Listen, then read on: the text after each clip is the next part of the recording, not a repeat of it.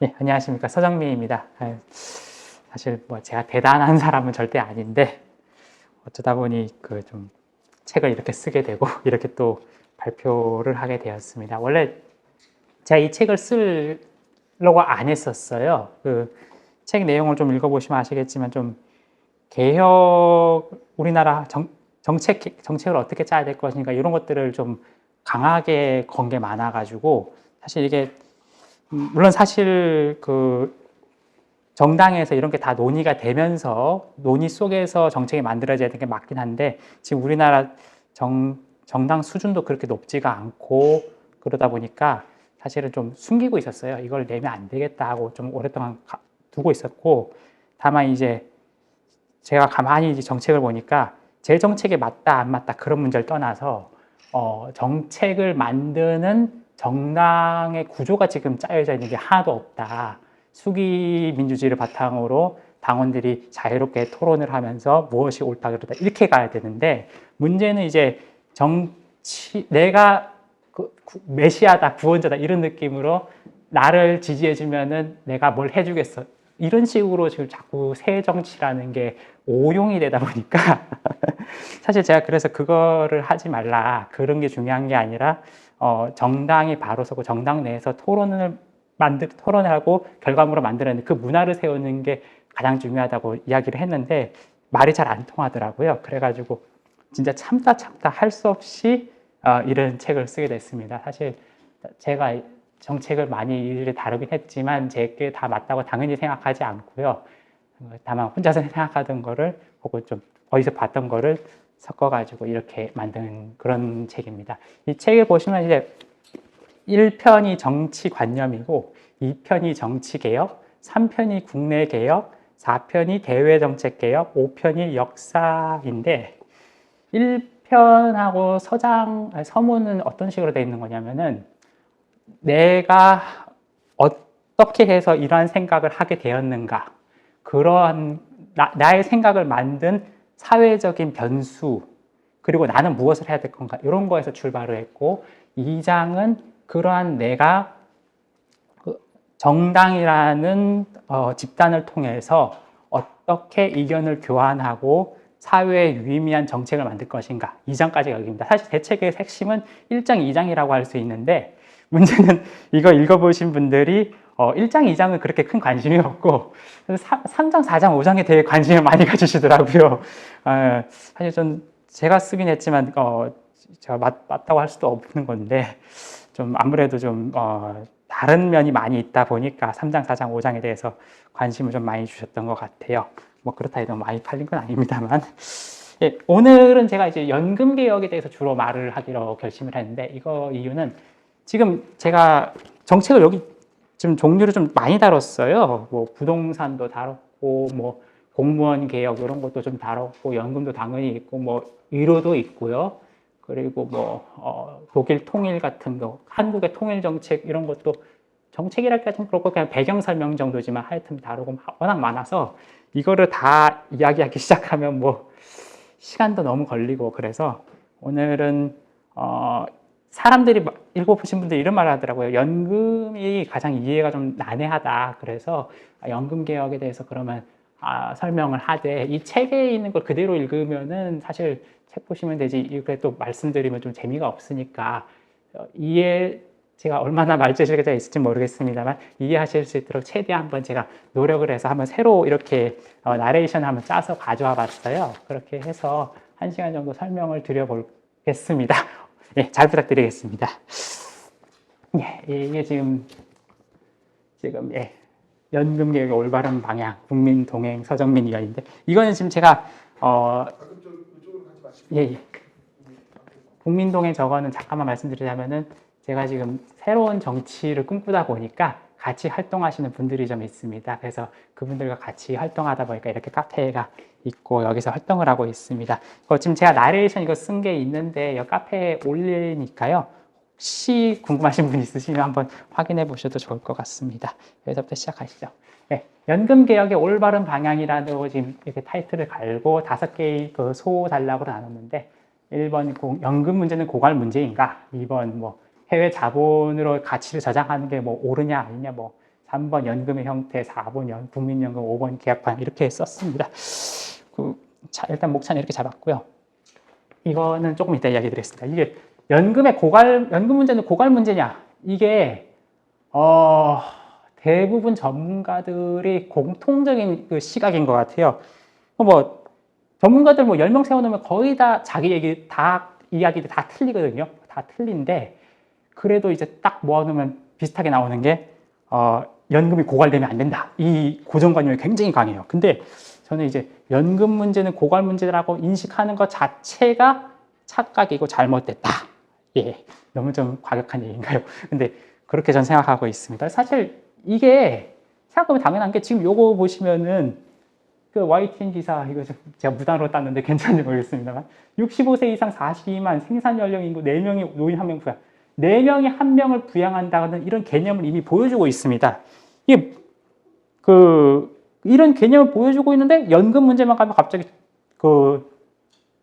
적립이 얼마큼 돼야 되는데 모자다 계속 이런 얘기로 돌아가거든요. 그래서 이거 제가 좀 설명을 드릴게요.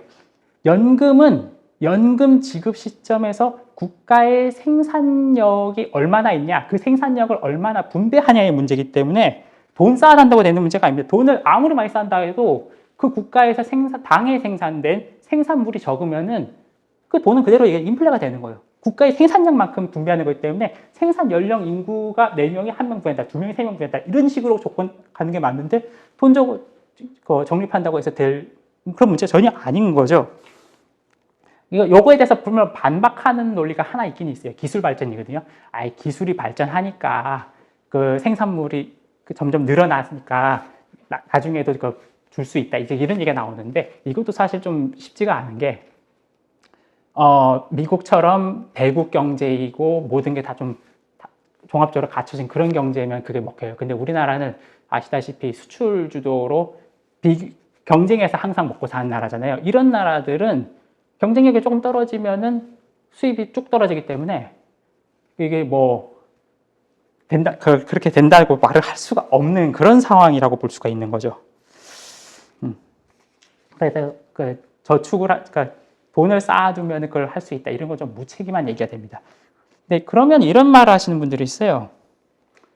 해외 자본, 그러니까 미국 주식 같은 데 투자해가지고 돈 저장해 놓으면은 국내 경제야 그 생산력이 떨어지면은 분배 못 한다 하더라도 해외 경제는 건실하면은 저장해 놨다 다시 가져오면 되는 거 아니냐. 이제 저장 얘기를 하시는데 이게 되게 좀 위험한 상황입니다.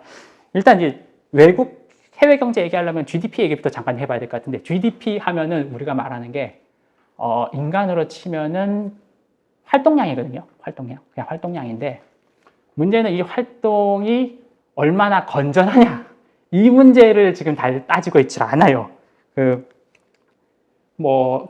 좀 극단적으로 말을 하자면은 필로폰 같은 거 맞으면 사람이 각성이 돼가지고 막 눈이 번쩍 뜨이고 막 시간이 느리게 가는 것처럼 보이는데요. 그러다 보니까 막 2배, 3배 일을 하고 막 잠도 며칠 안 자고 사실 2차 대전 때 보면 초기에 독일군이 프랑스군을 이긴 이유 중 하나가 그렇게 마약을 먹여서 각성을 시켜놓으니까 프랑스군은 상상도 못할 독일군의 진군이 나오고 막 그렇게 했던 거거든요. 근데 좀 시간 지나니까 어떻게 됩니까? 마약하면 사실 다 한동안은 막 해도 곧 사람이 망가지잖아요. 다시 그런 체력 못 쓰고. 그런 식으로 활동량이라는 거는 사실 활동의 건전성도 같이 봐야 되거든요. 근데 문제는 지금 해외 경제가 건전성이 별로 없어요. 제가 제 책에도 써놨습니다만은 제 책이 지금 작년 11월에 쓰였거든요. 11월에 쓰였는데 제가 거기다 뭐라 쓰냐면 통화량이 너무 많다. 통화량이 너무 많고 GDP는 뜬 것 같지만 기업의 이익이 그렇게 뜨지 못했고 좀 위험이 있다. 이제 그런 얘기를 써드렸거든요. 그래서 사실 그걸 좀 잘 보신 분들은 올 초에 좀 주식을 좀 잘하셨지 않을까 그런 생각도 좀 드는데 사실 하여튼 사람 여담입니다만 그렇게 이제 건전성을 좀 볼 필요가 있어요. 특히 이제 국가 얘기로 좀 들어가 보면 소련이 붕괴되기 한 5년 전, 그러니까 85년에서 90년 사이에 소련 GDP의 25%가 군사비였다고 학자들이 추측을 해요. 그 내부 통계는 못 보지만 대대적으로 볼 때 대충 그렇게 보인다는 얘기죠. GDP의 25%가 군사 지출이라는 건 사실 이거 정부 구매거든요. 정부가 이게 필요하다 해서 사게 만든 건데 문제는 우리가 봤잖아요. 소련 붕괴되니까 GDP 폭락했거든요. 근데 그 GDP 폭락의 가장 큰 원인도 군사비일 수밖에 없죠. 군사비 25%를 그걸 넣었으니까. 그러니까 이게 당시에는 뭐 소련의 경직성 때문에 무너졌다. 뭐 그것도 있습니다만 뭐 그래서 민주주의의 승리다. 그때 정치학자가 뭐 민주주의 어쩌고 영원한 승인가 뭐 비슷한 얘기 했던 것 같은데. 예, 맞아요. 예. 그렇게 했던 것 같은데. 그 되게 좀 오만한 얘기죠. 근데 저는 지금의 세계 경제가 사실 1990년 소련의 뒤를 다시 따르고 있는 게 아닌가 이제 그런 생각을 하고 있어요. 왜냐하면 물론 오늘날에는 지금 과거처럼 군사비에 돈을 막 그렇게 때려박진 않죠. 그 7, 80년대 보면 미국도 뭐 GDP 7%까지 막 군사비 넣고 그랬거든요. 소련만큼은 아니지만. 근데 지금은 해봐야 3%고 뭐 2%고 이러니까. 근데 요즘 좀 달라요. 경제 위기에 대응하겠다는 이유로 지금 정부가 돈을 풀고 있거든요. 근데 문제는 이 돈 푼 돈이 어디 갔습니까? 부동산에 들어오고, 뭐, 투기에 들어오고, 돈을 벌지 못한 좀비 기업이 상당히 많이 늘어났어요. 뒤에 좀 보여드리겠습니다만, 이렇게 되면은, 처음에는 이게 원래 돈을 푼다는 거는 유휴가가 돌아가지 않는 공장들을 인위로 돌리면서 경제를 다시 정상화시킨다. 이거였는데, 계속 이런 식으로 하다 보니까, 이게 지금 비효율의 관점에서 소련의 군사비 지출이랑 다른 게 뭔가 이제 이런 생각이 슬슬 들더라고요. 제가 보기엔 이거는 사실 미국의 좀 오래된 문제예요. 미국의 무역 적자가 문제, 그리고 미국 정치의 문제, 그리고 미중 갈등 이런 것들이 이제 걸리고 여기에 코로나까지 걸렸는데 한국은 이런 상황 속에서 대응해야 하다 보니까 상당히 참 어렵습니다. 이런 어려움을 감안하면 지금 경기 되게 어렵다. 이게 지금 자꾸 러시아, 우크라이나 전쟁 요거에 지금 집중하고 있는데 사실은 지금까지 쌓아온 걸 생각하면은 그게 대단치 않을지도 몰라요. 지금 여기서부터 제가 보여드리는 게 이게 미국의 통화량인데 빨간 게 M1 본원 통화라 그러고 파란 게 M2 그 광의 통화라 그러는데요. 여기 보면은 지금 이게 2020년 기점으로 갑자기 빨간 거랑 파란 거랑 거의 비슷해지는 것을 볼 수 있습니다. 왜 그러냐? 경제가 안 좋아지니까 돈을 진짜 무제한으로 풀어버린 거죠. 지금 이런 그래프는 사실 뭐하고 딱 비교하면 맞냐면은 독일 바이마르 공화국이 돈이 급하니까 돈을 찍어내가지고 하이퍼 인플레 만들었잖아요. 거의 그 수준이라 보셔도 무방하다고 저는 이제 판단을 하고 있습니다. 근데 코로나 때 이렇게 뛰어났으니까 사실은 원래 M1이 이 정도 돌면은 이제 거래 습관이나 경제 그 흐름에 따라서 M2가 이만큼 증가되는 구조니까 만약 정상화된다고 하면 이 파란색은 이렇게까지 떠버릴 가능성이 크죠. 아니면은 지금 미국이 성공적으로 이걸 정말 할 수 있다면 M1이 쭉 빠지긴 할 텐데 그게 잘못하면 이제 큰 경착륙이라 부르죠. 크게 들이박는 그런 모습이 나올 수도 있겠다. 이제 그런 얘기 나오죠. 이제 무역적자 얘기, 이건 이제 미국의 무역적자인데 이게 제 책에도 잠깐 썼습니다만 트레피네 딜레마라고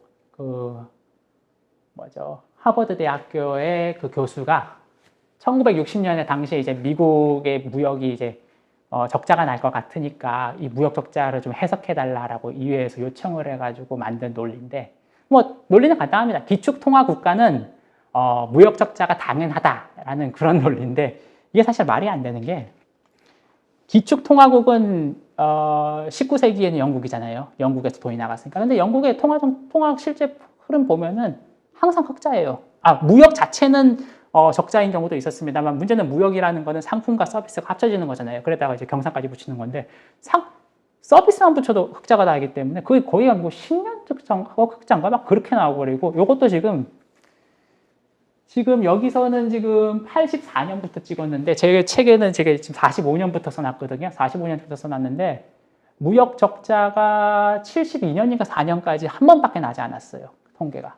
그러니까 기축 통화니까 그 무역 적자가 난다. 이건 그냥 틀린 얘기랍니다. 제 생각엔 그렇다는 거죠. 그러니까 일반적인 트레피네 딜레마에 따라서 그렇게 해석을 하고 있지만 제 생각엔 좀 틀린 얘기예요.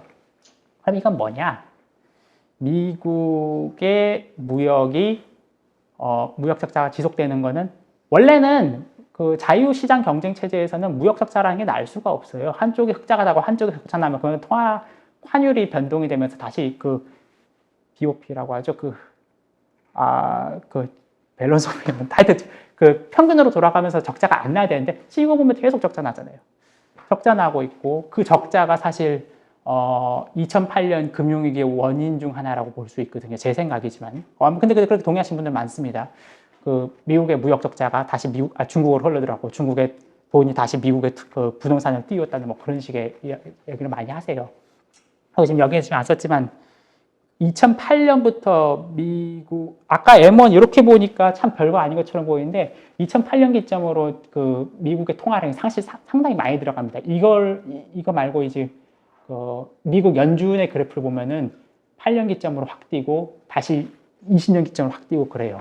8년에 이렇게 4조 달러가 갑자기 붙고 2021년에 9조 달러까지 붙는데 하여튼 그런 식으로 이제 본원 통화를 막 공급하면서 통화량으로 버틴 거죠. 이건 이제 그 다음 얘기인데 이거는 2022년 6월 13일 기사이긴 한데 도이치벨레 기사인데 뭐 딱 보면 그렇잖아요. 그 3,000개의 그 주식회사 중에서 5분의 1이 뭐라고 되어 있습니까? 빚이 빌리언이 10억 달러니까 100억 달러, 1000억 달러, 9조 달러. 9조 달러. 미국만 그런 게 아니라 유럽 기업의 20% 이상이 좀비 기업. 좀비 기업이라는 게 뭡니까? 은행이 대출을 끊으면 바로 죽는다는 거죠. 그만큼 사실 이게 위기예요. 지금 이게 2022년 기사라고 방심하시면 안 되는 게 사실 2019년에도 이런 기사가 있었습니다. 이때는 어찌였다면은 셰일가스 미국 쪽에서 채권이 막 부도가 나면서 셰일가스 회사들이 막 넘어가고 난리가 난 적이 있거든요. 그 정도로 사실 상당히 좀 위험성이 크다. 이제 그런 얘기를 좀 할 수가 있죠. 이런 상황이 이렇게 하니까 이제 그 미국하고 중국도 마찬가지예요. 좀 이따 또 말씀드리겠지만 장기적으로 해외 투자하는 거 되게 신중할 수밖에 없죠. 그렇다 하더라도 해외에다가 자산을 좀 투자하고 싶지 않냐 이런 말 할 수 있는데 뭐 대표적인 게 특히 이제 실물 투자죠. 그 부동산이나 주식이 아니라 뭐 광산이나 농장 같은 부동산, 뭐 식량 자금 뭐 이런 얘기 하지 않습니까? 이게 뭐 그렇죠. 저렇게 지금 위험한 주식 시장 상황보다는 이게 낫긴 한데, 근데 이것도 되게 함정이 있는 게 이런 것들은 사실 알짜다 보니까 그 이러한 광산에서 나오는 광물이나 농장에서 나오는 식량 가격을 생각한 농장 가격이 아니라 프리미엄을 많이 추가적인 가치를 많이 붙여가지고 좀 비싸게 줘야 살 수 있습니다. 항상 비싸게 줘야 살 수 있습니다. 근데 이렇게 되면은 이제 자원 외교에서 바가지 썼다 이런 얘기가 항상 나올 수밖에, 정치적으로 논쟁이 될 수밖에 없어서 사실 접근하기 상당히 힘든 영역이고, 근데 그것보다 다시 더 심각한 문제도 있어요. 이렇게 이렇게 웃돈을 주고 실물 자산을 샀다고 해서 그 자산이 내 거냐? 그게 또 아니라는 거예요. 왜? 약간 경제가 안 좋고 그러면은 실물 가격이 좀 뭐 광물이나 이런 게 좀 뜰 테니까 그보다 좀 저렴하게 가져오니까 경제를 완충시키는 그런 효과가 있다 말할 수도 있는데, 문제는 진짜 경제가 안 좋아진다. 그러니까 진짜 광물이 급하고 진짜 석유가 급하고 진짜 식량이 급한다. 이러면은 얘네들이 그 자산을 판 상대 국가에서 수출 관세를 매긴다든가, 수출 관세가 참 드물죠. 수출 관세를 매긴다, 심지어 수출 금지를 매길 수도 있습니다. 미국도 1987년인가 석유 수출 금지 때린 적이 있어요. 왜냐? 자국 내 석유가 없으니까 물가가 뛰고, 물가가 뛰니까 나라가 어려워지잖아요. 그러니까 석유 수출 금지 때렸단 말이죠. 그리고 최근에는 이제 인도네시아가 팜유 수출 금지 때렸는데, 그렇다가 얘들 좀 피를 봤죠. 하여튼 결론은 우리가 이런 만약 수출 금지나 제한이 걸렸을 때 그걸 내놔라 할 수가 없다는 거예요. 뭐 해군 끌고 갈 것도 아니고 그렇잖아요. 뭐 그러면 위기가 진정되고 나서 물건 받으면 사실 큰 의미가 없잖아요. 그렇게까지 생각하면은 사실 자산을 일반적인 가격에 몇 배를 주고 사는 게 의미가 있냐 이 말이 튀어나올 수가 있는 거죠. 사실 그 세계 패권이라는 게 좀 그래요.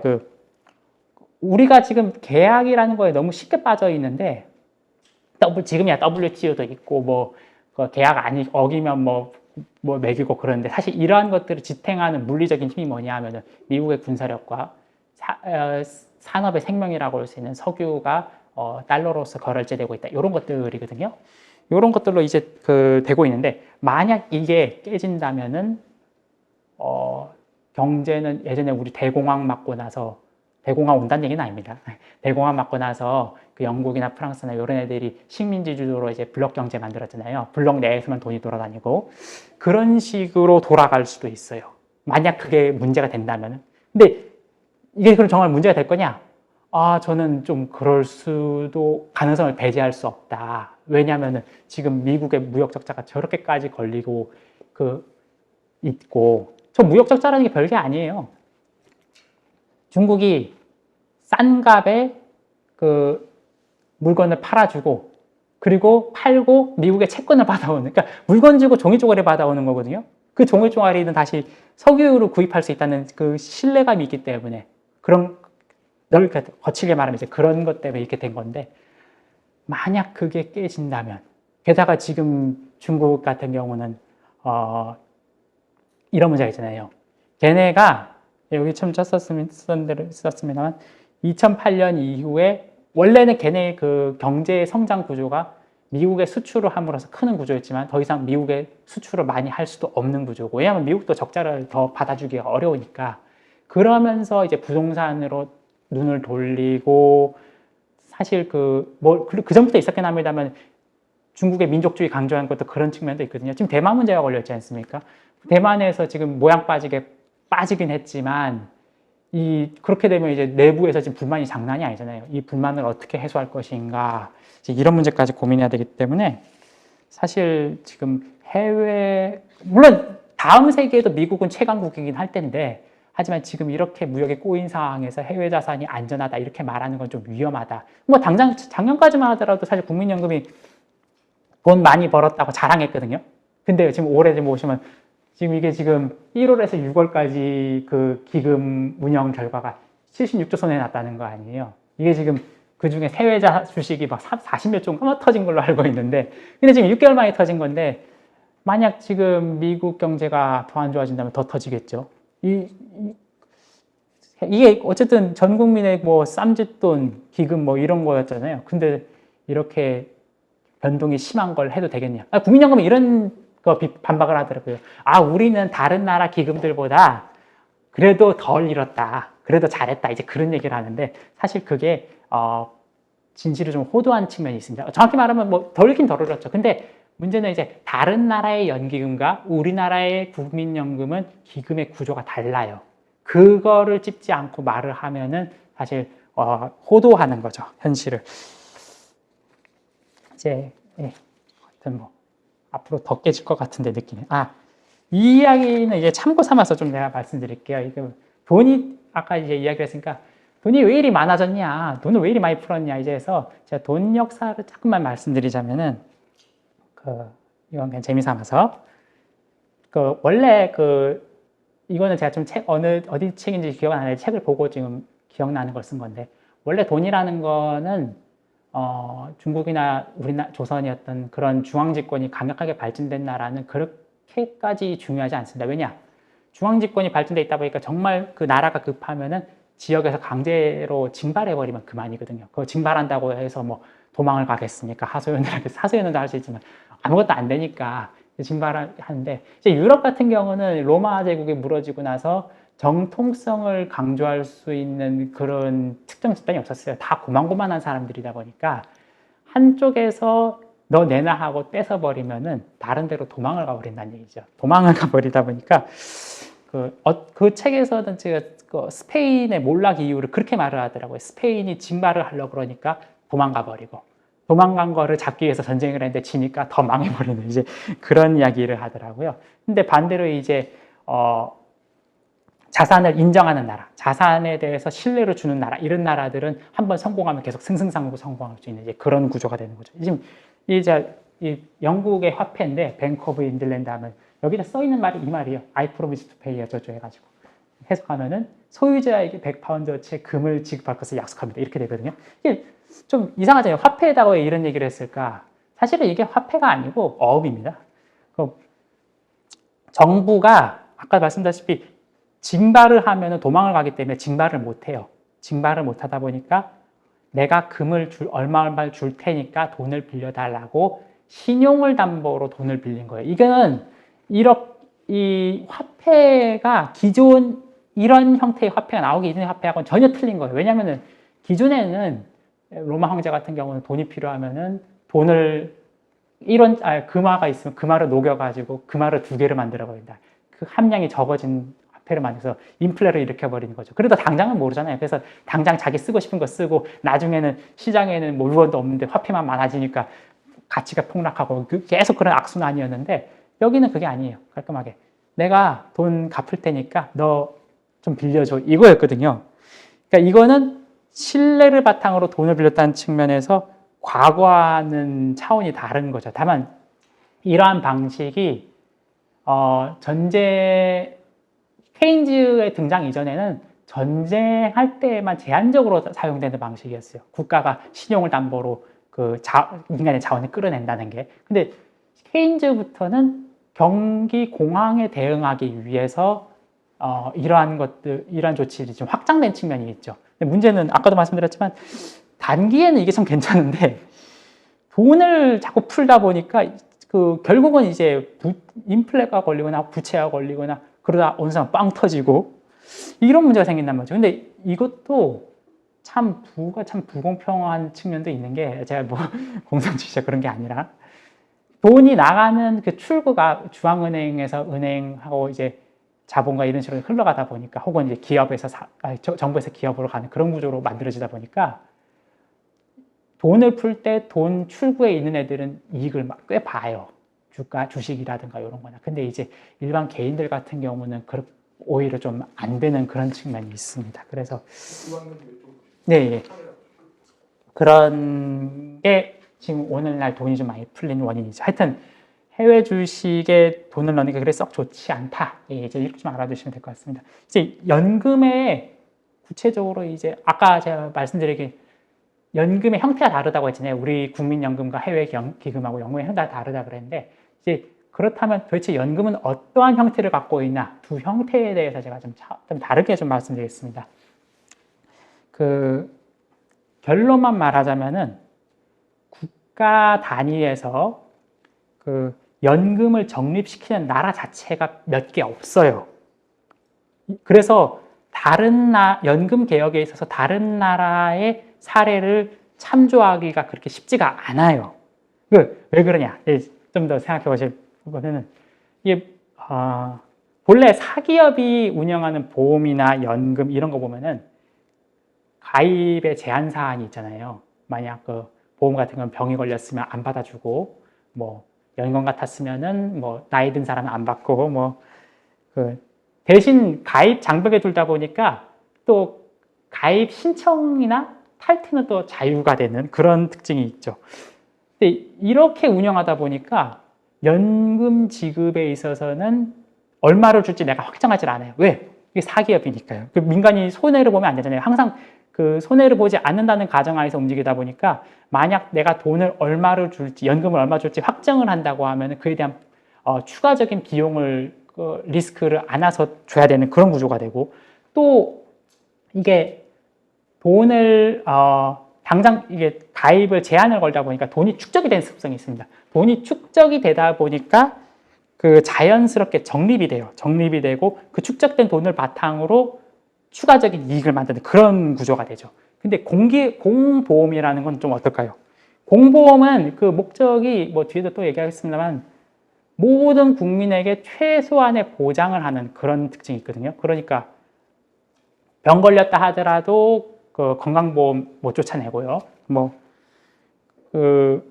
기금이 만약 소득세로서도 기초연금 소득세로서도 세금으로서도 연금을 만들 수도 있겠지만 세금이 아니라 이제 기금으로서 운영한다 하더라도 모든 국민에게 최소한의 생계보장을 해야 되는 거니까 금액을 확정시켜 버립니다. 얼마를 줄지 딱 정해져 있다는 거예요. 그 말은 손해가 나면은 세금을 써서라도 그걸 막아버리겠다는 거거든요. 그러다 보니까 이게 축적이 사실 안 돼요. 아주 기술 발전이 그나마 조금 변수긴 한데 기술 발전도 뭐 개도국일 때나 따라갈 기술이 많으니까 조금 기술 발전의 혜택을 보긴 하지만 선진국이 될수록 기술 발전에 대한 혜택은 좀 줄어들 것이고 그러면 현실적으로 할 수 있는 건 인구 변화에 대한 일시적인 대응밖에 안 되거든요. 그러니까 뭐냐? 기본적으로 들어온 돈만큼 나가는 게 기본 구조예요. 그러니까 이거는 부가식 제도와 친근해요. 그러니까 이거를 공보험회 같은 경우는 부가식, DB라고 부릅니다. 확정급여라고도 부르고요. DB라고 부르고, 이제 사보험의 경우는 그 확정기여, DC라고 부르는데요, 보통. 예, 이제 그런 식으로 이제 친화성이 서로 있습니다. 그렇다면 이제 국가가 공보험을 운영한다고 해서 그게 진짜 공보험이냐? 아니면 국가도 하나이니까 민간 중 하나일 뿐 사실상 사보험처럼 운영하고 있냐? 그걸 따지게 되는 거죠. 그러니까 국가가 운영한다고 해서 무조건 공보험이 아니에요. 그 성격상 그 사보험일 수도 있는 거죠. 그거를 잘 봐야 되는데, 그렇게 될 경우 국가 단위에서 적립된 연금이 드문 이유가 여기에 있는 거죠. 왜냐하면은 국가 단위에서 적립해가지고 기금을 운영한다 하면은 국가가 특정 직능을 적립시켜준다고 하면 딱 하나밖에 나올 수가 없어요. 공무원 계열이에요. 공무원들의 이익을 위해서, 공무원들을 위해서 돈을 모아놨다가 풀어준다는 얘기거든요. 근데 이게 그렇잖아요. 직능보험은 공무원 말고도 직능별로 다양하게 있잖아요. 뭐 건설 노조도 있을 거고 다양하게 노조별로 만들 수가 있을 텐데, 근데 공무원 그런 거라면은 사실 국가가 운영할 필요가 없어요. 민간이 그냥 해도 되는 거거든요. 민간이 해도 되는데 국가가 그걸 굳이 갖는다. 그렇다면은 민간보다 사실 더 특혜를 주기 때문에 운영되는 걸 가능성이 높거든요. 그렇게 된다면 뭐냐? 뭐 결론은 간단하죠. 전 국민의 돈을 모아가지고 공무원들에게 특혜성으로 몰아준다는 얘기입니다. 사실 이러면 안 돼요. 이러면 안 되는 거예요. 그래서 이거를 바로 잡아야 되는데, 근데 이런 얘기하면 꼭 이런 얘기가 나와요.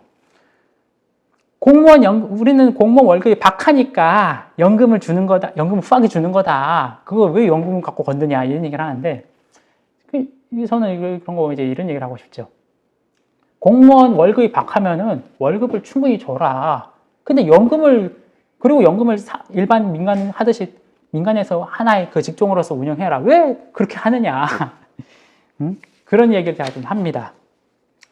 이게 전례도 없는 게 아닌 게, 물론 그 영미 공무원들은 좀 우리 공무원 구조는 좀 다르긴 다른데, 그렇다 하더라도 이제 미국의 공무원 개혁을 보면은 그 CSRS라는 공무원 연금이 있었어요. 공무원 전용 연금이 있었는데, 얘네가 원래 확정급부였어요. 아까도 말씀드렸다시피 확정급부는 원래 공보험에 들어오는 건데, 근데 얘네들은 지금 공무원한테 그걸 줬으니까 사실 좀 상당한 특혜죠. 경제가 발전하던 시대였으니까 아마 그렇게 했던 것 같아요. 근데 이게 87년인가 개혁이 들어갔거든요. 개혁이 어떻게 들어갔냐?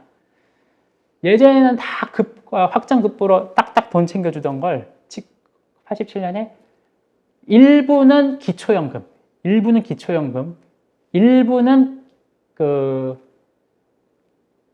확정기여형. 그러니까 운영 수익에 따라서 연금을 달리 지급하는 걸로 최종적인 혜택을 낮춰버렸어요. 혜택을 낮췄다기보다는 그게 더 큰 거죠.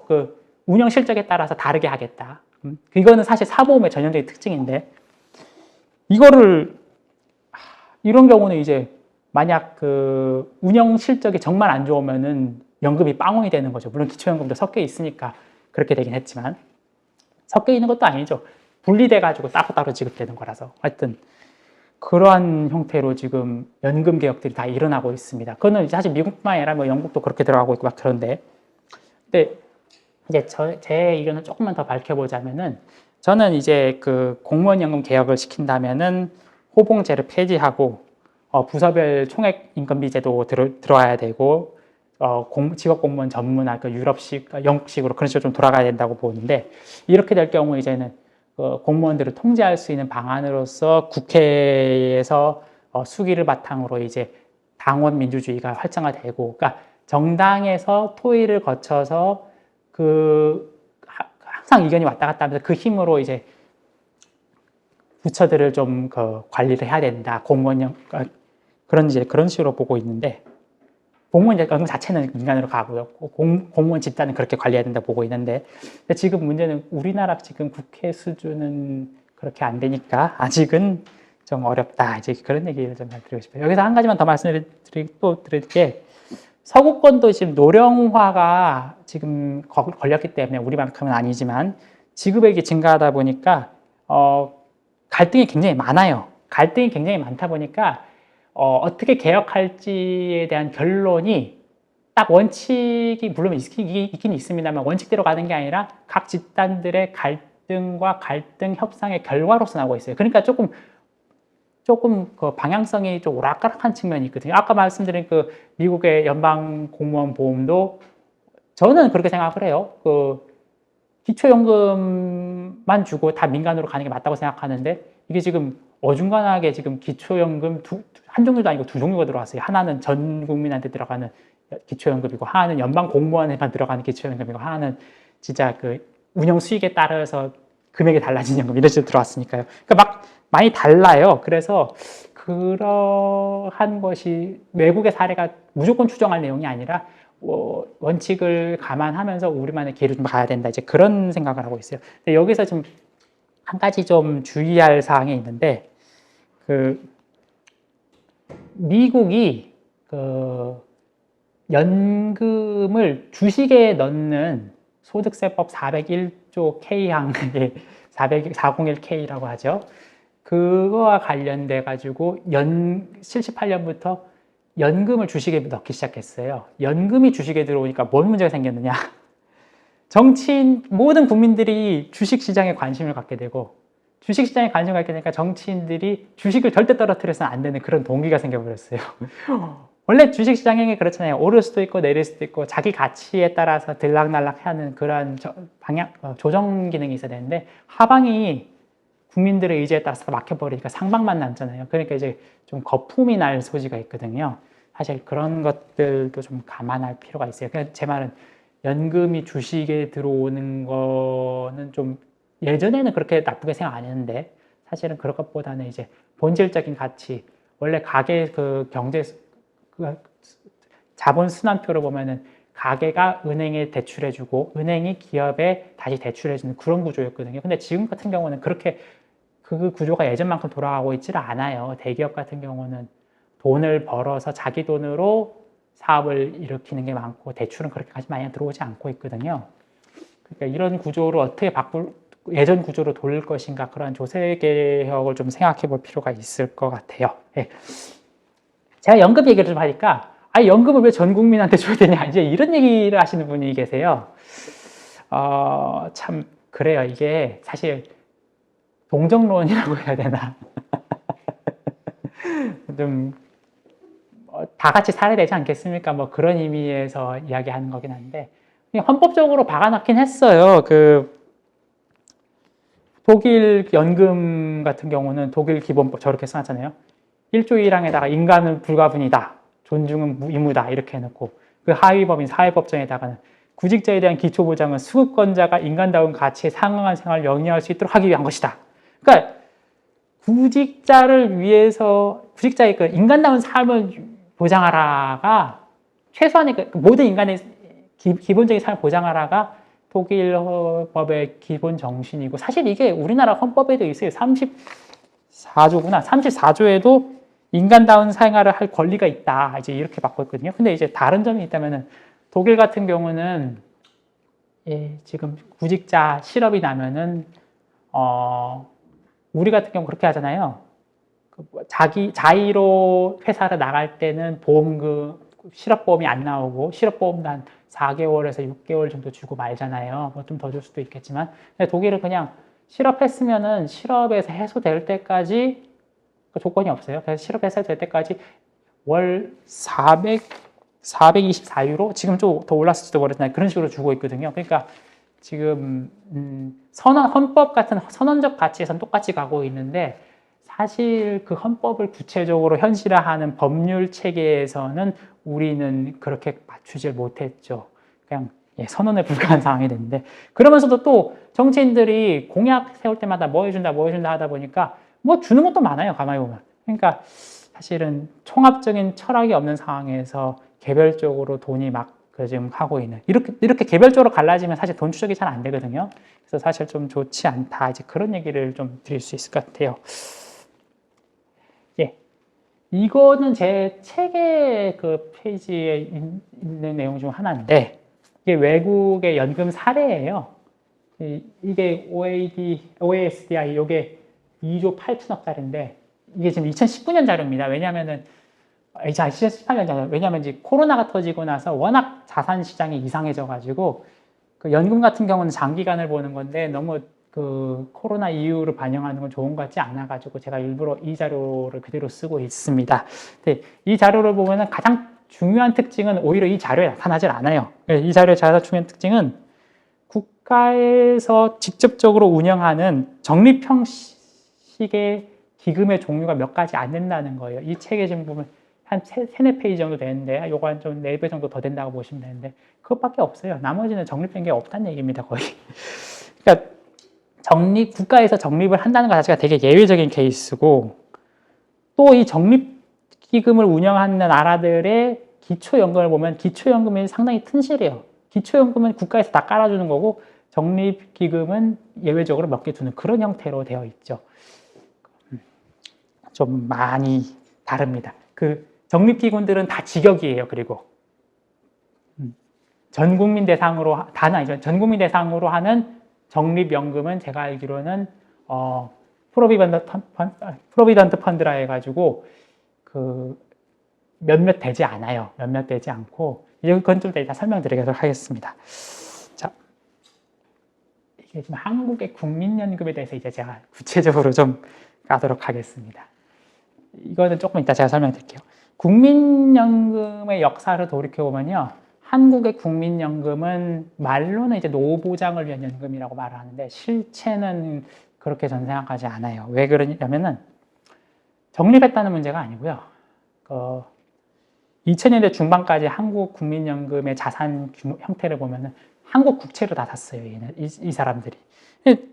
원래 아까 이 친구 OASDI 같은 경우는 걔네들도 다 미국 국채를 갖고 있긴 해요. 근데 얘네 같은 경우는 지출과 수입이 둘 다 많다 보니까 금액은 되게 많아 보일지언정 입출금 대비 적립금액이 별로 안 돼요. 그러니까 뭐냐면은 입출금 하고 나서 쓰고 남은 금액을 조금 그냥 현금 들고 있으니까 그러니까 그냥 저축하는 그런 개념인데 우리 같은 경우는 입금은 지나치게 많고 출금은 별로 없었어요. 그럼 뭐냐? 그 상황에서 한국 국채를 샀다는 뭐냐? 이거 사실 증세예요. 국가가 세금을 매기면은 국민들이 반항이라고 좀 그런가요? 하여튼 뭐라고 말이 많으니까 세금은 안 매겼어요. 세금은 안 매겼는데 대신 채권을 찍었고 그 채권을 국민연금이 사줬으니까 사실상 국가 전체의 부에서 국가가 자기가 쓸 걸 더 가져갔으니까 실질적으로는 증세라고 봐야 되는 거죠. 이거 좀 되게 큰 문제인데 하여튼 이런 식으로 했어요. 근데 어쨌든 국가가 국채를 찍어가지고 돈을 마련을 했고 그 돈을 썼잖아요. 이거는 투자의 개념으로 봐야 되거든요. 왜냐하면 돈을 저작해가지고 썼으니까 미래에 뭐가 필요하니까 쓴 거 아닙니까? 투자를 했으면 투자의 효율을 봐야 돼요. 왜냐하면은 투자를 했는데 결과물이 없으면 아까 소련인 GDP 25% 국방비 지출한 건 사실 별게 다를 게 없잖아요. 뭐 지출을 했으면 결과물이 나와야죠. 근데 결과물이 없으면 숫자로는 국채 300조 이렇게 있어도 실제로는 국가 부는 많이 준 거죠. 그러니까 장부의 문제가 아니라 실체가 어떻게 됐냐 이제 이걸 봐야 되는 거죠. 그러면 한국의 국민연금이 정말 투자 효율이 어땠느냐 민간 수요를 좀 보면 알 수 좀 감을 잡을 수가 있는데 대표적인 게 이제 회사채 시장, 우리나라의 회사채 시장을 보면 좀 알 수가 있죠. 회사채 흐름을 보면요. 2014년에서 18년까지 회사채 증가 규모가 되게 미미합니다. 예전에 제가 통계 봤을 때는 그냥 절대 금액이 좀 떨어지는 걸로 나왔는데 다시 보니까 미미하게 증가하는 걸로 나오더라고요. 근데 반대로 이제 국채나 다른 것들은 증가율이 되게 높아요. 그러니까 회사채가 그렇게 발행이 많이 안 됐다는 얘기죠. 회사채가 발행 많이 안 됐고. 근데 제조업 가동률 보면요. 제조업 가동률은 2011년부터 쭉 떨어집니다. 그거는 제가 책에 썼는데 보시면 아시겠지만 가동률 떨어져. 그리고 유동자금도 계속 늘어납니다. 돈이 투자할 때를 못 찾고 가동은 떨어지고 그러니까 결론은 뭐냐? 민간에 지금 자본이 많이 필요 없다는 얘기예요. 물론 그 민간이 투자할 수 있도록 그 막 뭐 교육을 하든 무슨 뭘 하든 뭐 그 산업을 활성화시키는 건 되게 필요하겠지만 당장은 그렇게 민간의 투자 금액이 많이 필요 없었다는 얘기입니다. 근데 여기에 정부가 지금 소비하는, 원래 이 연금이라는 거는 그렇잖아요. 월급을 까가지고 월급에서 모아가지고 투자하는 거니까 소비를 줄이면서 투자를 늘린 거거든요. 근데 이미 민간의 투자가 필요 없는 상황인데 정부 투자까지 들어와. 그러면 사실 투자가 엄청나게 과잉된 거거든요. 그렇지 않겠어요? 근데 이렇게 되면 사실 저는 이런 생각까지도 했었어요. 왜냐하면 민간 소비가 당장 줄어들면 소비가 줄어들었으니까 그만큼 장사해 먹을 공간이 적어 보이는 거잖아요. 그럼 민간의 사실 창의력은 그만큼 좀 민간이 창의적으로 뭔가 투자해서 뭐 해보겠다 이런 건 더 줄어드는 그런 특성도 있어요. 그래서 사실 이렇게 가면 안 되는데 그런 느낌이 있고 그 투자의 효율에서 좀 더 이제 이야기하자면 우리나라에서 아주 자랑스럽게 말하는 게 있어요. 세계에서 우리가 GDP 대비 R&D 기술 개발하는데 투자하는 비율이 GDP 대비 R&D 비율가 뭐 7%다, 6%다. 세계 1위다, 뭐 이스라엘보다 뭐 뛰어나니 아우이 못하니 뭐 이런 그 정도 막 대단하게 자부심력이 있는데 아 그렇게 돈 투자하는 건 좋죠. 근데 그 돈을 투자한 결과가 어떠냐 이제 이야기하면은 그게 좀 처참해요. 그 우리가 기술을 개발을 했으면은 그거를 외국 기술을 써오다가 대체를 했든 혹은 해외에 팔면서 로열티를 받았든 하면서 이제 점점 그 R&D 투자에 대한 결과물로서 이제 서비스 그게 좀 줄어들어야 될 거 아니에요. 적자폭이. 계속 늘기만 해요. 돈은 제일 많이 쓰고 있는데 어떻게 적자율은 점점 넘어지면 하느냐. 그래서 저는 이렇게 이제 표현합니다. 식물에다가 거름을 너무 많이 줘도 식물이 죽듯이 투자도 너무 하면은 예, 효율이 너무 없다. 이제 뭐 그 정도 말하는데 도대체 왜 이렇게 투자를 많이 했냐? 사실 정치인 이것도 어떻게 정치 욕이라면 욕인데 정치인들은 내세우는 걸 좋아해요. 뭐 내가 기초 과학에 얼마를 투자했습니다 하면 뽀대라면 좀 그렇죠. 좀 자기 얼굴이 나잖아요. 그런 식으로 막 이야기는 하는데 그래요. 뭐 개인은 그렇다 치지만 그래서 국민들이 볼 때 정말 정당이나 국회가 신뢰를 받고 있냐. 왜냐하면 그게 중요하죠. 정부는 어차피 계획을 짤 뿐이고 그걸 최종적으로 승인해 주는 건 국회니까요. 근데 요즘 국회가 지금 인정을 전혀 못 받지 않습니까? 국회 뭐 민주주의도 자원민주주의도 대로 돌아가지도 않고 뭐 숙이고 뭐 다 없는 그런 파이니까. 근데 이런 상황에서 지금 하는 말이라고는 규제 개혁하겠다 이제 그 얘기만 하는데 사실 말이 안 되죠. 왜냐하면 아니 정부가 이제 연금 같은 걸로 민간 자금을 땡긴단 말은 정부의 규모가 커진다는 얘기인데 정부의 규모가 커지면서 민간의 그 활성화를 이루겠다. 이거 뭐 보이지도 않은 그림자 대상으로 뭐 권투질하는 것도 아니고 뭐 사실 좀 말이 좀 안 맞는다. 이제 그런 생각을 해요. 예, 다음으로 이제 여기까지 이제 대략적인 그 두 연금의 이야기를 했고 이제 다음에 구체적으로 국민연금 자체에 대해서 좀 제가 이야기를 해볼게요. 국민연금이 제일 문제가 되는 게 아까 말씀드렸던 공보험과 사보험이 섞여 있어요, 이게. 아까 그 연금과는, 아까 그 미국의 연금과는 다른 겁니다. 다른 거. 이거를 설명하기 앞서서 지금 국민연금 입장에서 자기네들이 어떻게 가야 된다는 걸 설명한 게 바로 이거예요. 국민연금 홈페이지에 이렇게 있었거든요. 몇 년 전에 딴 거긴 한데 지금 설명 보시면은 국민연금이 밝힌 게 국민연금은 개인연금이 아닌 공적연금이므로 국민 노후소득 보장계약 기능 강화가 필요하다. 이제 이런 얘기를 썼죠. 그리고 이 부분이 그러니까 고령화 경제 사건이 안 좋으니까 책임준비금 유지하자. 그럴 때 3번은 이제 법에 의해 결정되는 거니까 기금의 장기적인 안정은 사실 좀 둘째 문제인 거고, 이제 뭐 그 밖에 4, 5, 6의 이제 다른 나라 이야기를 좀 하는 거고, 7번은 뭐 보험료 내면 소비 줄 수 있지만 수급자는 뭐 해서 수급자 연금 수급으로 소비가 증가하니까 후생 향상에 기여한다 이렇게 말을 했는데, 제가 이거 좀 이미 지금까지 이야기 들으신 분들은 아마 대충 감을 잡으셨겠지만 제가 좀 해설을 구체적으로 드리자면 일단 3번부터 말씀드리죠. 기금은 보험의 장기적인 안정을 위한 급여 장치이고 법에 의해 된다 했으니까 이거는 이제 적자가 날 경우에는 국세를 동원해서 적자를 메꿔준다는 얘기입니다. 공보험이죠.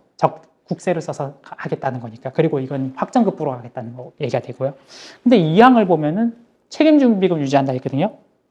책임준비금을 유지한다는 거는 사실 사보험의 특성입니다. 아까 말씀드렸다시피.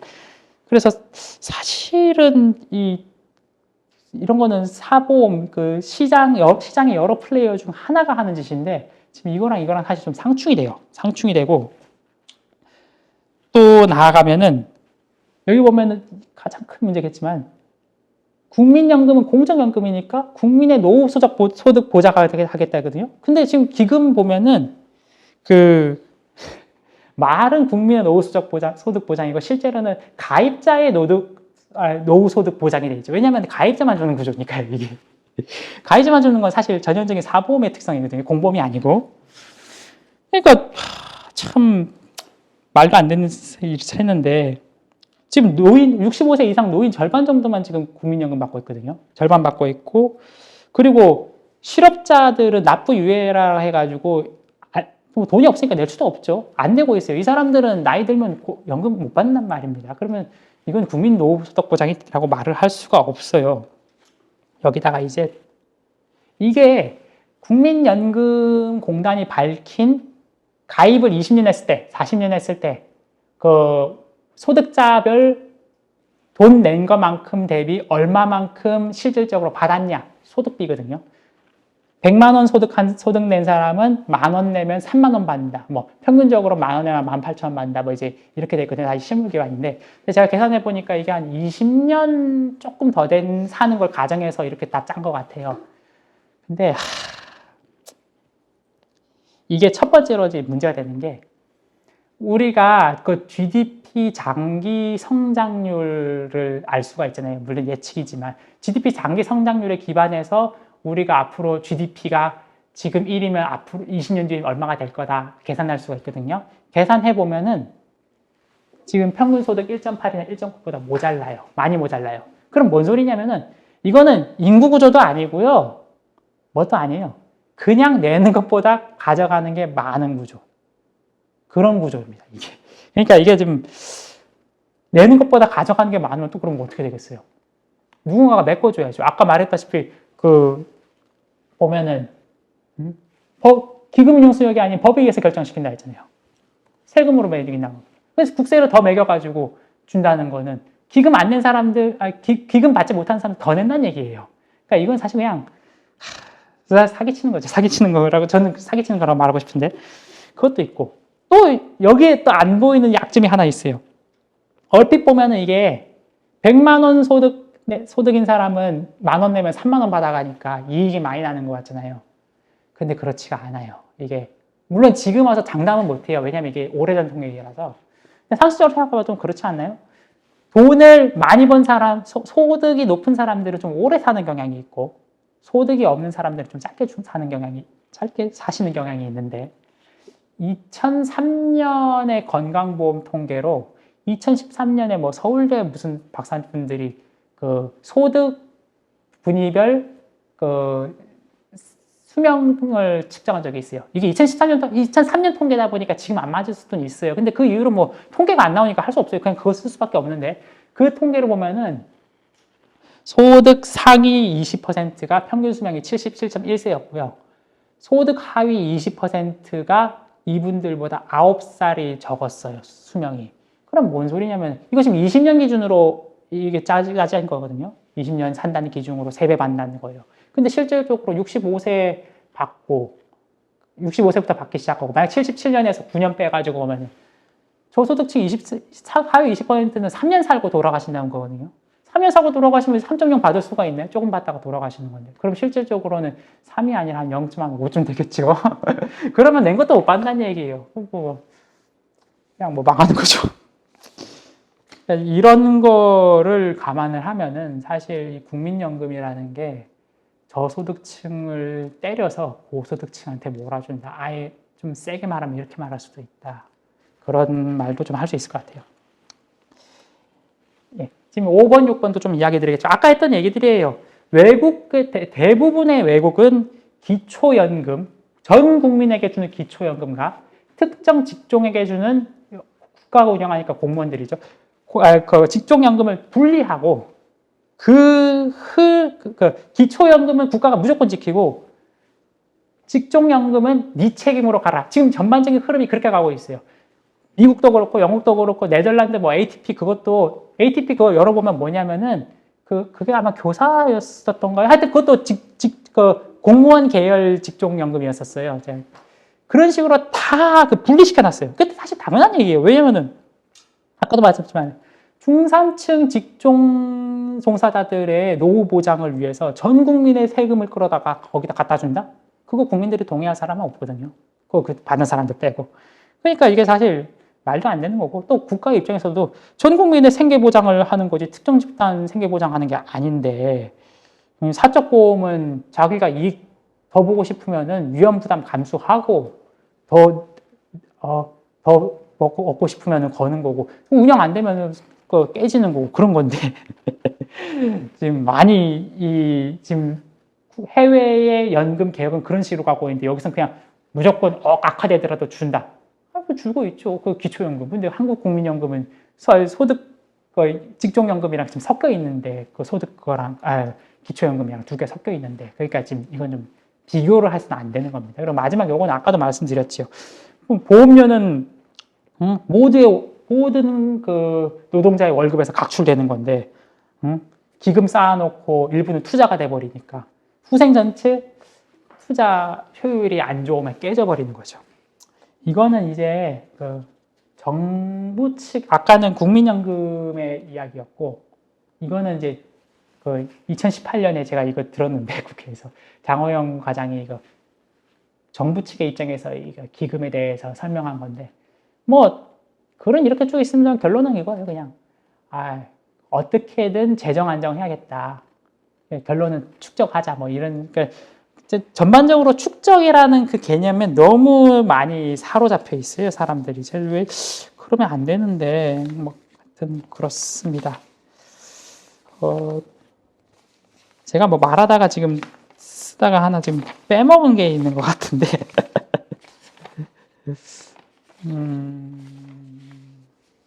모르겠다. 자, 그러면 이제 연금에 대해서 다 알아봤으니까 마지막으로 연금 개혁은 어떻게 할 거냐? 아까 뭐 공무원 개혁은 말씀드렸죠. 공무원 연금은 직종연금이니까 그건 그 사람들이 알아서 할 목이고 국민연금은 어떻게 할 것이냐? 저는 국민연금 폐지해야 된다고 보고 있습니다. 되게 세죠. 근데 그냥 폐지하자는 게 아니죠. 다른 나라들은 기초연금을 두텁게 다 가져가고 있으니까 우리도 기초연금 두껍게 가져가자. 전 국민에게 하는 거는 국가가 최소한의 그걸 보장하기 위한 의무다. 기초연금 확실하고. 근데 국민연금은 지금 그런 구조가 아니니까 폐지를 하는 게 맞다. 또 이런 이야기를 전 좀 드리고 싶어요. 근데 기초연금 줄 때 이건 좀 고려해야 돼요. 고소득층 같은 경우는 이걸 소득세 계산한테 같이 집어넣어가지고 좀 지급액을 줄인다던가 뭐 그런 식으로 해서 실질적으로 전 국민에게 보장하면서도 기금의 누출을 좀 줄이는 뭐 그런 형태로 좀 할 필요가 있을 거예요. 하여튼 지금 국민연금 입출입 수준 보면은 이제 50조 좀 더 된 돈이 거치고 있고 25조 정도가 쓰이고 있기 때문에 지금 9%잖아요. 지금 올린다는 얘기가 있는데 만약 제가 주장하는 대로 기초연금을 현실화하면서 국민연금을 폐지하는 그런 형태로 나간다면은 물론 기초연금 현실화할 때 이것도 해야 됩니다. 지금 복지가 너무 많이 갈라져 있는 게 있는데 이거는 다 지금 기초연금 형태로서 묶어가면서 가야 되거든요. 제가 보기엔. 그렇게 하면은 실질적으로 연금세 한 3에서 5% 정도 계산해봐야겠지만 그 정도로 줄이면서 그렇게 되면은 그만큼 소비로서 GDP가 한 1% 정도 올라간다고요. 그러면 소비 진작에도 좀 활성화가 되고 그래서 좀 좋지 않을까. 근데 이제 국민연금을 폐지할 때 어떻게 폐지하느냐 이거는 이제 말을 하자면은 지금 국민연금이 다 자산이 투자 형태로 들어가 있잖아요. 이거 갑작스럽게 청산이 되면은 제값을 받을 수가 없어요. 제값을 받아야 되니까요. 근데 지금 보면 되게 웃긴 게 지금 국민연금공단에서 추계한 재정 추계를 보면은 2042년부터 2057년 사이에 그러니까 15년이죠. 15년 동안 1,700조 원을 팔아야 돼요. 축적해 놓은 걸 다 팔면서 연금 지급하고 57년에 이제 제로로 만들어 버리겠다는 건데, 근데 15년 사이에 1,700억을 판다. 지금도 보면은 국민연금이 그 국내 주식 같은 거 많이 끌어올린 측면도 있고, 채권도 뭐 국민연금이 큰 손으로서 사주고 그랬거든요. 갑작스럽게 팔아버리면은 뭐 어차피 대혼란입니다.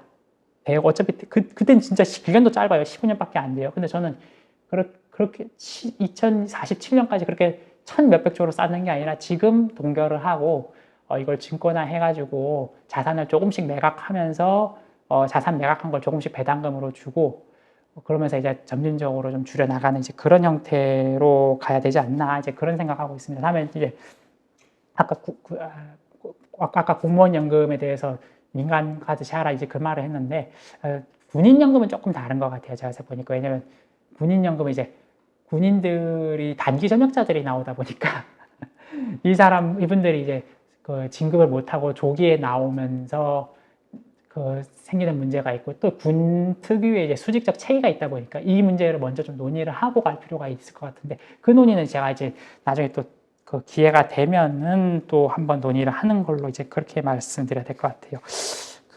예, 제가 지금 준비한 게 하나가 더 있었던 것 같긴 한데 지금 또 이렇게 보니까 지금 찾지를 못하네요. 그래서 일단 이 정도로만 하고 또 뭐 이야기가 있으면 또 한번 드리도록 하겠습니다. 감사합니다. 생소한 분야라서 굉장히 열정적으로 연구하시고 또 경제 공공 영역을 튼튼히 하는 부분에 대해서 정연하게 말씀을 해주셔서 많이 배웠습니다. 그리고 이제 역시 좀 덜머서 그런지 이야기 방향이 굉장히 이제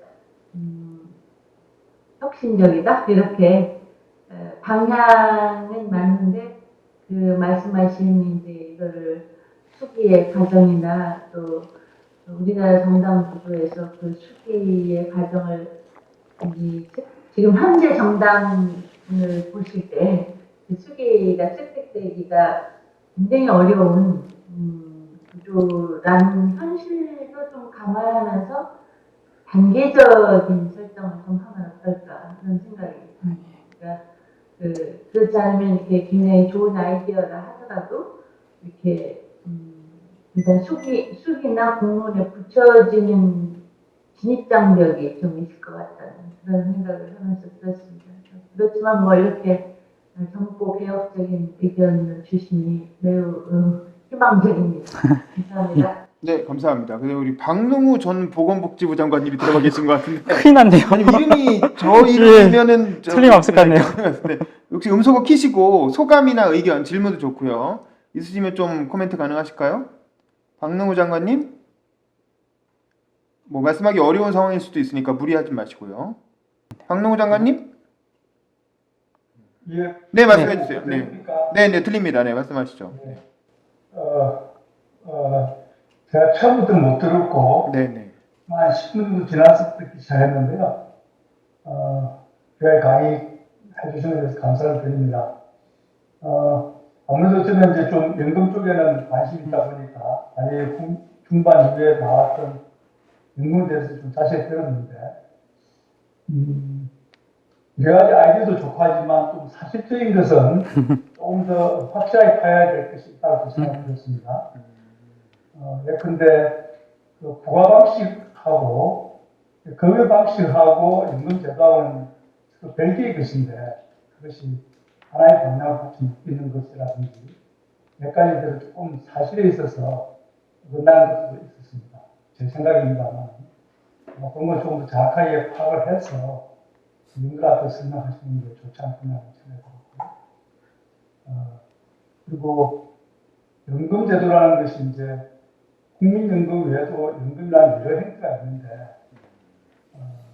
그 연금이 기초연금을 비롯해서 각국이 가지고 있는 형태들이 여러 가지 있지 않습니까? 그 지자체에서 좀 지적하셨는데 그 형태마다 특성이 좀 다르고 목적이 다르기 때문에 그래서 하나의 범주를 묶어서 얘기하는 것은 어림이 있지 않겠나 싶습니다. 그리고 여러 차례 그 외국 사례에서 언급했던 미국의 임금계획 같은 경우도 미국의 공무원 임금을 SDI로 통합해가는 1986년, 87년 그 계획도 좀 성명하신 게 사실과 좀 부합하지 않는 게 있었습니다. 그런 부분들을 정확하게 확인을 해서 다음에 이 상태에 알려주시면 좋겠다는 생각이 들었습니다. 예. 그리고 전반적으로 좀 도전적인 그런 아이디어 추진에 대해서는 우리 기존의 임금 전문가들도 좀 자극을 받고 크게 참가할 사람들 아닌가 그렇게 생각했습니다. 네, 감사합니다. 네, 감사합니다. 사실관계 부분들은 나중에 천천히 네, 또 한번 이야기하시죠. 정리해 보시는 걸로. 현실적으로 지금 전 소각 말고 좀 답이 없다고 생각해서 예, 뭐 결론이 너무 결론만 말하면 좀 이상하죠.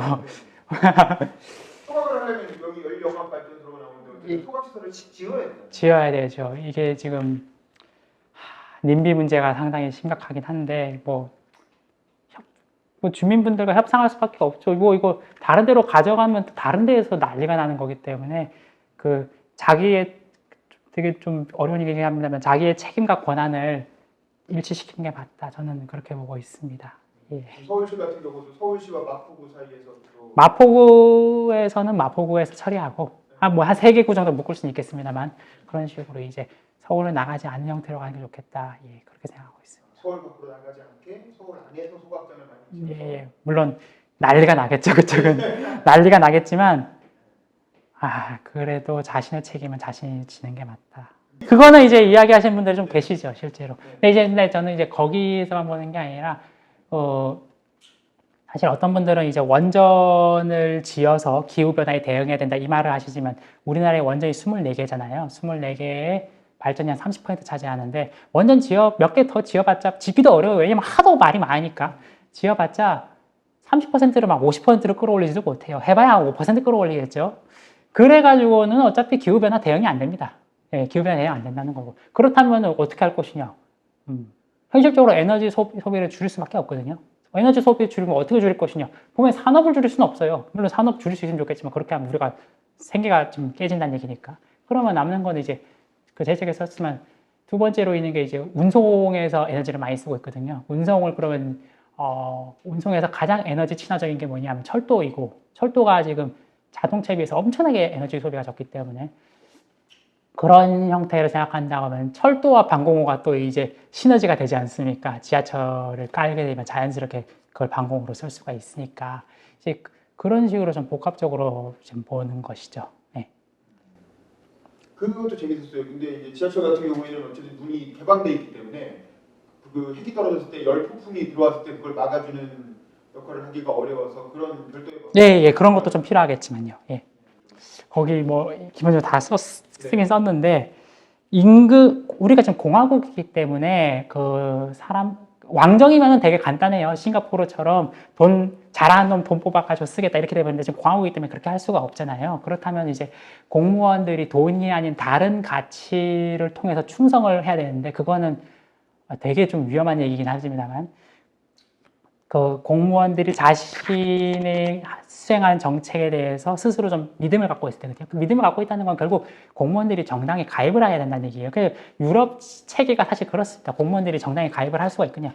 정당에 가입을 하고 그 속에서 이제 정당의 정책을 보여줌으로써 정당 자체도 좀 지적으로 성숙하는 그러한 형태로 좀 바뀌어야 된다. 저는 그렇게 보고 있습니다. 그러면 그게 행정고시를 폐지하고 정당 출신의 개방형 공직을 많이 늘려야 된다. 뭐 미국처럼 뭐 이른바 역관제. 네, 그런 방식을 그런 식일 수도 있고 뭐 방식은 여러 가지로 할 수가 있죠. 근데 중요한 건 저는 공직이 전문성 지금 같은 경우는 제너럴리스트 교육이니까 제너럴리스트가 아니라 특정 분야의 스페셜리스트를 키우고 그 스페셜리스트들이 정당에 자유롭게 가서 자기 의견을 말할 수 있는 그 구조를 전 집중적으로 보고 있습니다. 오히려 행정고시 뭐 그런 건 그렇게 크게 신경 쓰고 있지는 않습니다. 그럼 이게 참 이야기가 할 게 많은데 사실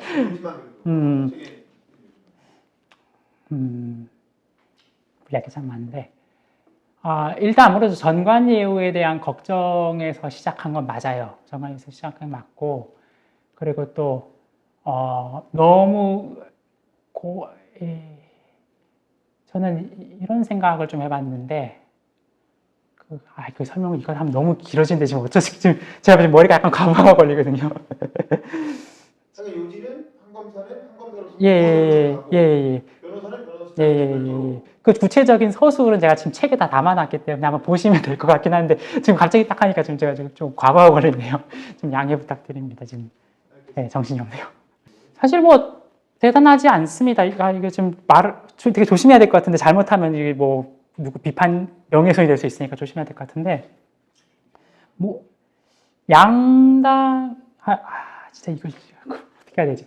양당이 하여튼 대단히 관성화돼 있고 새로운 이견을 안 받아들이고 자신의 이익에 따라서 움직이는 그런 구조가 되다 보니까 새정치에 대한 국민의 여망이 굉장히 컸잖아요.